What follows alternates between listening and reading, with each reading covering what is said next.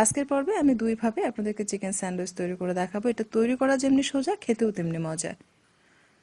তো প্রথমে চিকেনটাকে সেদ্ধ করে নিচ্ছি। পর্যাপ্ত পরিমাণে পানি দিয়ে চিকেন দিয়ে তারপর আদা রসুন বাটা দিতে হবে 1 চা চামচ এবং স্বাদমতো লবণ দিয়ে এটাকে সেদ্ধ করে নিতে হবে।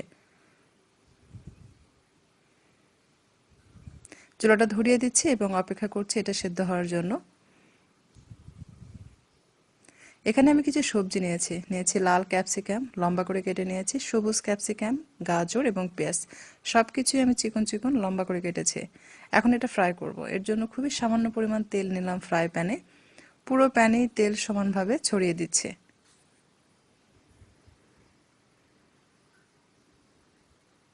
এটা কিন্তু হাই ফ্লেমে রেখে 1 মিনিট রান্না করতে হবে, খুব বেশি সময় রান্না করা যাবে না। প্রথমে দিয়ে দিলাম পেঁয়াজ কুচি। তাওয়াটা এত সুন্দরভাবে গরম করবেন যে পেঁয়াজ দেয়া মাত্র যেন এরকম ধোঁয়া ওঠে। দিয়ে দিচ্ছে গাজর কুচি, সবুজ ক্যাপসিকাম আর লাল ক্যাপসিকাম দিয়ে এখন এটাকে অনবরত নেড়েচেড়ে ভেজে নিতে হবে। খুব বেশি সময় এটাকে ভেজে সফট করা যাবে না, ঘুরে ধরে 1 মিনিট এটাকে ফার্স্ট থেকে লাস্ট পর্যন্ত ভেজে নেবেন যেন সবজির মধ্যে ক্রাঞ্চিনেস ভাবটা বজায় থাকে। বেশি সময় ধরে রান্না করলে কিন্তু এটা সফট হয়ে আসবে। তো সফট করে ফেলা যাবে না, এটার জন্য ক্রাঞ্চিনেস ভাবটা বজায় থাকে, তাহলে খেতে খুব ভালো লাগবে। এই পর্যায়ে দিয়ে দিচ্ছি 1 চা চামচ সাদা কালো গোলমরিচের গুঁড়া এবং স্বাদমতো লবণ দিয়ে এটাকে মিক্স করে তারপর চুলা থেকে নামিয়ে নেব।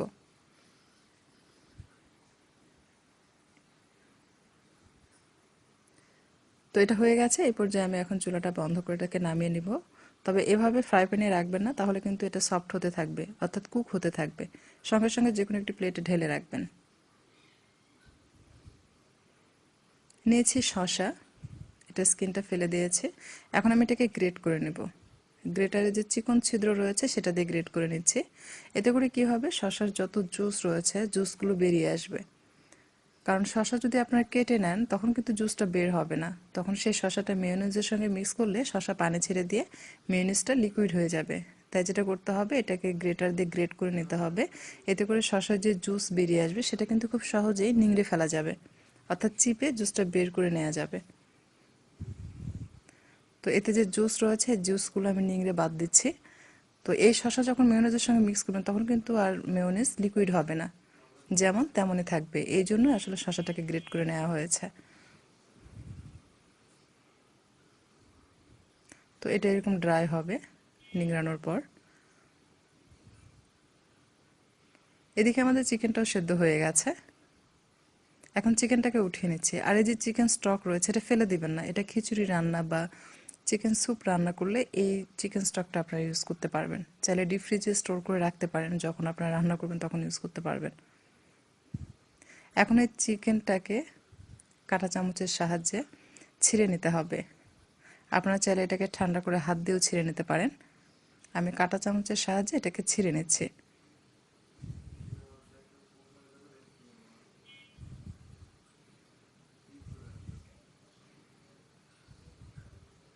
তো এভাবে এটা ছিঁড়ে নিতে হবে যেন মাংসের যে আঁশ আঁশ ইয়েগুলো চিকন চিকন মতো হয় আর কি, এতে করে এটা ভালো লাগবে আর কি। তো আমি সবগুলোই দেখতেই পাচ্ছেন সুন্দরভাবে কাঁটা চামচের সাহায্যে আমি ছিঁড়ে নিয়েছি। এখন আমি মিক্সিং বলে সম্পূর্ণ চিকেনগুলো নিয়ে নিলাম।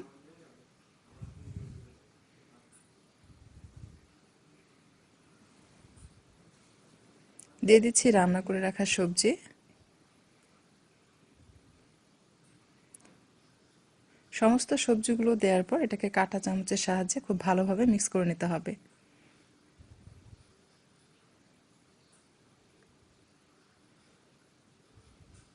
বাকি যে শশাগুলো রয়েছে সম্পূর্ণ শশাটা দিয়ে দিলাম এখানে।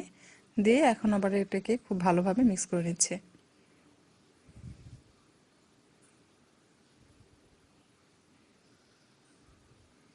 এখন অ্যাড করব মেয়োনিজ। তো আপনারা চাইলে বাইরে থেকে কেনা মেয়োনিজ অ্যাড করতে পারেন অথবা ঘরে তৈরি করেও অ্যাড করে দিতে পারেন। তো আমি মেয়োনিজ তৈরি করব, এর জন্য নিয়েছি ব্লেন্ডারের জার, মাঝারি সাইজের জার নিয়েছি। প্রথমেই দিয়ে দিচ্ছি একটি ডিম,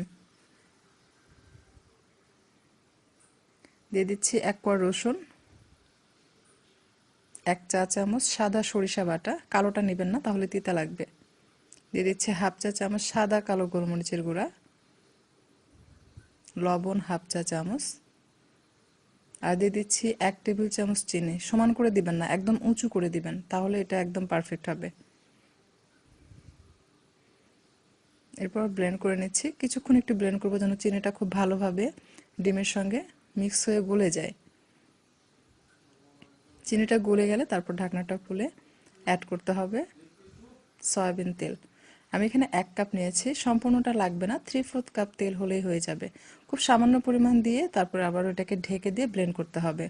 একসঙ্গে 1/4 কাপ বা 1/2 কাপ সয়াবিন তেল ঢালবেন না, তাহলে কি হবে, এটা ঘন হবে না, অর্থাৎ ক্রিমের মতো বা সস যেটাকে বলে সেটা হবে না, এটা লিকুইড থাকবে। তো আপনাকে যেটা করতে হবে, খুবই সামান্য পরিমাণ করে তেল ঢালতে হবে আর ব্লেন্ড করতে থাকতে হবে। তো ঠিক এভাবে উপর থেকে তেল ঢালতে থাকবেন আর ব্লেন্ড করতে থাকবেন। ব্লেন্ড করতে করতে একসময় দেখবেন এটা ঘন হয়ে যাবে, তখন তেল দেওয়াটা বন্ধ করে দিবেন। তো আমি উপর থেকে চামচ দিয়ে হালকা হাতে মিক্স করছি। এখনও কিন্তু সুইচটা অন আছে। যদি আপনারা নতুন রাঁধুনি হন তাহলে এই কাজটা কখনোই করবেন না, তাহলে দেখা যাবে ব্লেডের সঙ্গে চামচটা বাড়ি খাবে, তখন ব্লেন্ডার নষ্ট হয়ে যেতে পারে। তো এটা এরকম ঘন হবে আর কি। আমার এটা হয়ে গেছে কিন্তু। যখন এরকম হয়ে যাবে সেই পর্যায়ে দিয়ে দিতে হবে 1 টেবিল চামচ ভিনেগার অথবা লেবুর রস দিয়ে। এখন আমি চামচ দিয়ে এটাকে খুব ভালোভাবে মিক্স করছি। মিক্স করা হয়ে গেলে আবারও এটাকে সুইচটা অন করে দিয়ে কিছুক্ষণের জন্য ব্লেন্ড করব।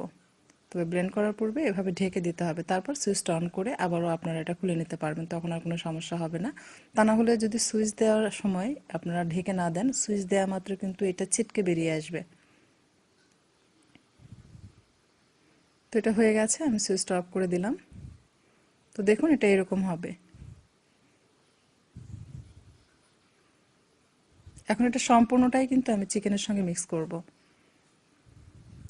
তো এই পর্যায়ে কোনো কিছু আর অ্যাড করার প্রয়োজন নেই, কারণ আমরা মেয়োনেজে যা কিছু অ্যাড করেছি তাতে মেয়োনেজের টেস্টটা একদম পারফেক্ট, এবং সবজিটাও আমরা লবণ গোলমরিচের গুঁড়া দিয়ে ভেজে নিয়েছি, এটাতেও লবণ রয়েছে, চিকেনটাও লবণ দিয়ে সিদ্ধ করেছি। সো কোনো কিছুর অ্যাড করার প্রয়োজন নেই। এরপরে যদি আপনাদের কাছে মনে হয় যে না মিষ্টি কম মনে হচ্ছে বা লবণ কম মনে হচ্ছে বা টকটা আর একটু দিলে ভালো হতো বা স্পাইসি মনে হচ্ছে না, সেক্ষেত্রে আপনারা চাইলে কিন্তু কালো গোলমরিচের গুঁড়া, চিনি, লবণ, একটু লেবুর রস এগুলো মিশিয়ে নিতে পারবেন।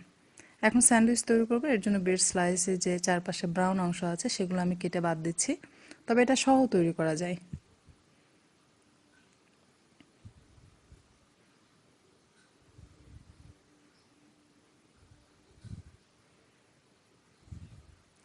চিকেনের ইয়ে দিয়ে দিচ্ছি, একটু বেশি করে দিবেন তাহলে খেতে বেশি ভালো লাগবে। তো আমি চিকেনের মিশ্রণ বেশি করে দিলাম, দিয়ে ব্রেড দিয়ে দিলাম আর একটু উপরে। এখন আমি এটাকে কেটে নিচ্ছি।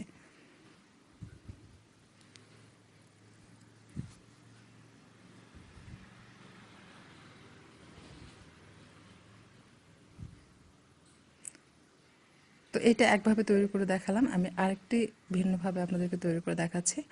তো এটার মধ্যে দিয়ে দিচ্ছি টমেটো সস, দিলে এটার টেস্টটা একদমই চেঞ্জ হয়ে যাবে আর এটা কালারটাও চেঞ্জ হবে। টমেটো সস পরিমাণ মতো দিয়ে এটার সঙ্গে খুব ভালোভাবে মিক্স করে নিতে হবে।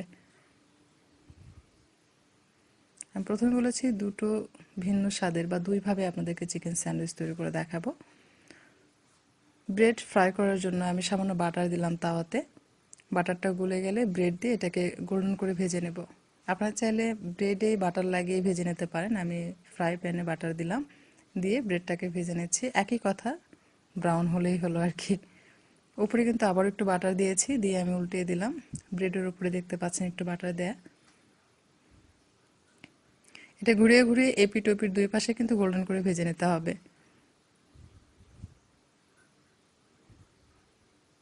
বাটার দিয়ে ভাজার কারণে কিন্তু এটা আরও বেশি সুস্বাদু হয়, খুব ভালো লাগে খেতে। তো এটা ভাজা হয়ে গেছে, আমি উঠিয়ে নিচ্ছি।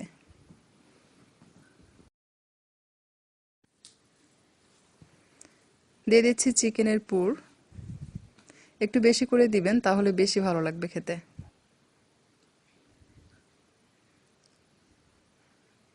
এখন উপরে আরেকটি ব্রেড স্লাইস দিয়ে দিচ্ছি, দিয়ে এটাকে হালকা হাতে একটু চেপে সেট করে দিচ্ছি।